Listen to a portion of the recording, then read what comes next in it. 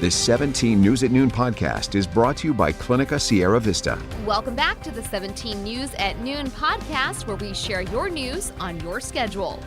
Good afternoon, and thanks for joining us for the News at Noon. I'm Alex Fisher. Alcohol was the factor in a major crash that killed one person and hurt 8 others in South Bakersfield overnight. The crash happened around 8:30 on Brundage Lane between I Street and Chester Avenue. Police say the crash involved a car and 2 trucks. A man was killed and 8 others were hurt, including 4 children. Investigators say alcohol and speed were factors in the crash. Coronavirus has its grip on Kern County, and it is showing no signs of loosening as we receive another grim update from Public Health today. We learned another 10 people have died from COVID-19 here in Kern County. 1,667 people have lost their lives to the virus since the beginning of this pandemic. Our hospitals say they're still busy as they treat people with more severe symptoms of this virus.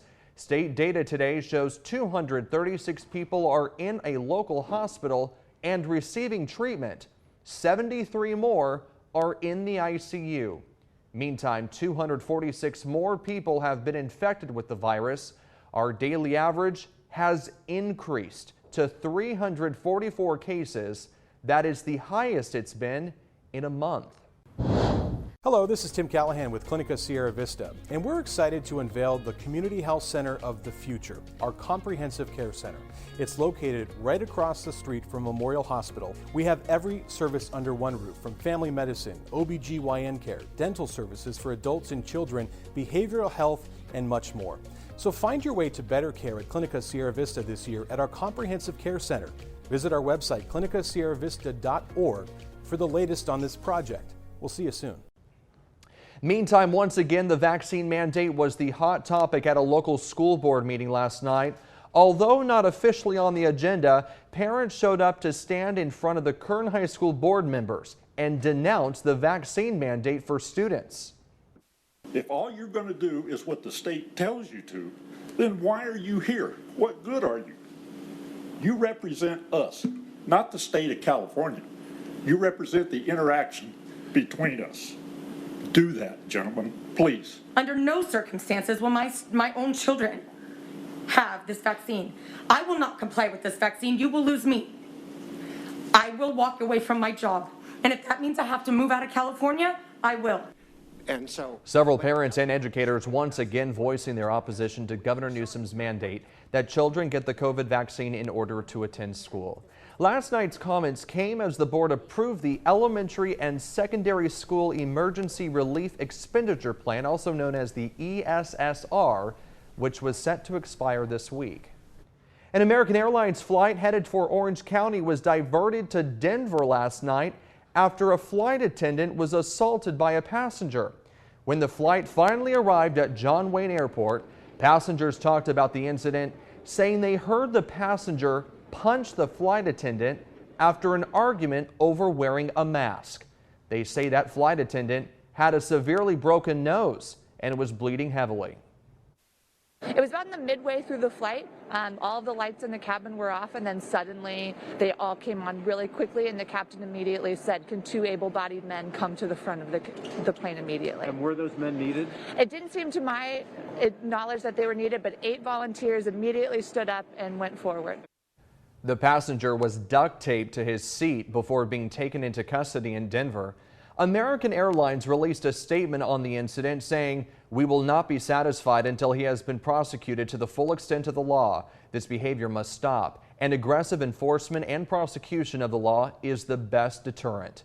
As of Tuesday, the Federal Aviation Administration has received 4,941 reports of unruly passenger behavior, 3,580 mask-related incidents. Just a little more than a week into his campaign, and Louis Gill, the former CEO of the Bakersfield Homeless Center, has hit a major fundraising goal in his quest to oust House Minority Leader Kevin McCarthy from Congress. Gill announced last week he was running as a Democrat in the 23rd congressional race. He says he has raised more than $100,000 so far for his campaign, although the finances have not yet been published by the Federal Election Commission. Gill calls the amount of donations in such a short period of time, quote, truly inspiring. Meantime, the other two Democratic candidates running against McCarthy, Bruno Amato and Marisa Wood, have each raised more than $300,000 for their campaigns. McCarthy has raised more than $9 million. And in more election news, Kern County Supervisor Leticia Perez announced she will not run for re-election when her term is up in 2024. That is fueling speculation she will make a run for the state assembly. As supervisor, I'd let them know too that I would not be running for the Board of Supervisors again, so the maps will not impact me. Perez made her intentions known in a brief statement during Tuesday night's meeting, where the topic of redistricting was being discussed. Perez has held the 5th District Supervisorial seat since 2012. In a statement to KGET yesterday, Perez did not say what her plans are, but in August, she said she would make a decision on running for the state assembly if Rudy Salas announced his intent to run for Congress. Salas made his run for the 21st Congressional District official last week. Perez tells 17 News in part, "No matter what, I will remain committed to serving the people of the 5th District and will always fight for Kern County families." Thousands of people here in Kern County could have a new congressman next year as state officials meet to change the boundaries of the congressional districts. Here's a look at that proposed map for our area. These changes happen every decade after the census report, and the new district lines would shake things up for Kern's representatives in Washington, including David Valadao and Kevin McCarthy.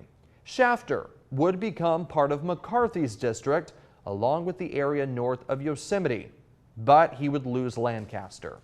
Everything south of the Stockdale area would go to Valadao. That includes the Seven Oaks neighborhood. These maps are only proposals and not finalized. The commissioners in charge of drawing the maps are meeting today. They will again tomorrow to discuss the changes. They had their first meeting yesterday, and a decision on the new maps will not be finalized until late this year or early next.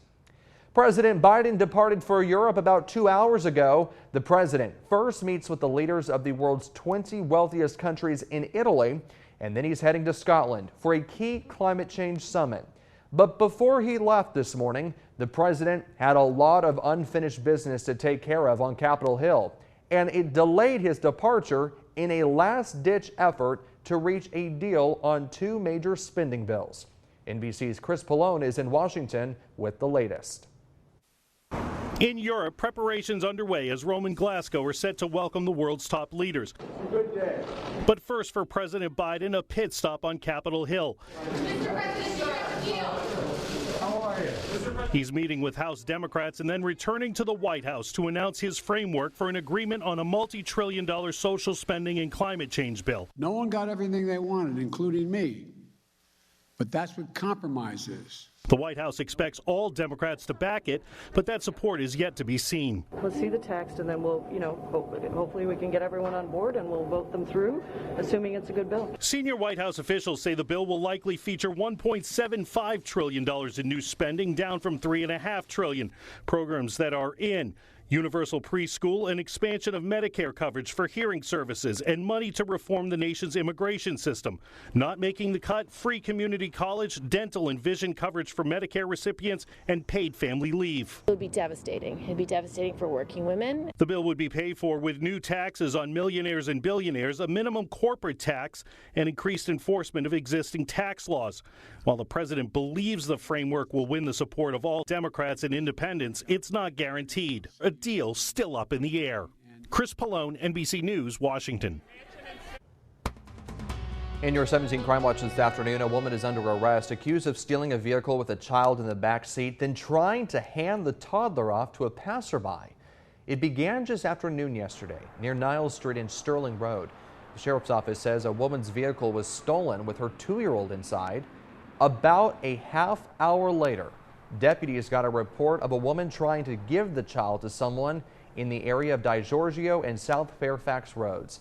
That's when deputies caught up with the woman, identified as 31-year-old Melissa Ashley Peterson. She was arrested and booked on suspicion of kidnapping and other charges. Peterson is due in court tomorrow.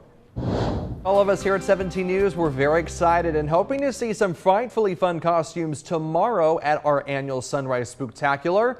The event happening tomorrow starting at 5 a.m. right outside our studios here in downtown Bakersfield. We are back in person this year after going virtual, so come on out sometime between 5 and 7 a.m. Kevin Charette put on his costume this morning. Pretty funny. I think Maddie and I did pretty well at picking out that costume for this year. So you'll definitely want to see it tomorrow morning on Sunrise. The 17 News at Noon podcast is a production of KGET and Nexstar Media Group. For more on all of the headlines in today's show, head to kget.com.